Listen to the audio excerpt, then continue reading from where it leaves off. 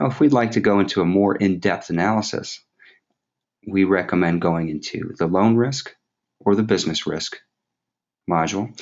And when we do so, this will allow us to analyze our client from a more in-depth perspective. This module will allow you to look into a profitability performance analysis, looking at return on asset investment and a number of other key profitability metrics.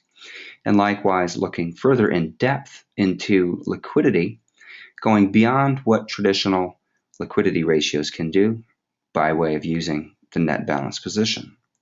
Net balance position allows you to dig deeper into a company's performance, teasing apart the balance sheet, seeing where various assets exist, and understanding that if a client has a certain amount of money in the accounts receivable and inventory, that this might not necessarily lead to good liquidity position, that they may indeed be sitting too long on their inventory and taking too long to collect on their accounts receivables, thereby allowing this analysis to tease apart the balance sheet, account for those various inventory and accounts receivable inefficiencies, and give you a much more in-depth cash liquidity analysis. And in this case, we can see we have not only an age of inventory issue that was picked up in our business scorecard analysis, but we also have a collection period issue and an overall cash conversion cycle issue. This report will give you an overall pass-fail looking at all of these metrics. This pass-fail at the top will address these questions. Is this company in good financial health or not? Will this company be able to weather an economic or business downturn or not?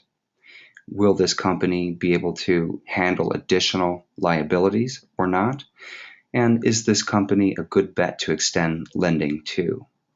It's very important that your company or your client's company pass this analysis. Once you do, you can go forward and fill out additional subjective evaluation information regarding management team, market viability, and so forth. The system will give you a risk score from 0 to 100, and that's ideal for comparisons across various statements. And likewise, industry-specific subjective information could be filled out by you manually as you go through the system and key in your subjective analysis on these various features and facets of the business. Now, once you see where you've gone in performance over the past year that you're analyzing, you can begin to further analyze in depth beyond just identifying red flags and performing what-if scenarios to enhance liquidity or profitability. You can do so by directly clicking any of these metrics or by going back to the report list and selecting from our what-if scenario modules themselves directly.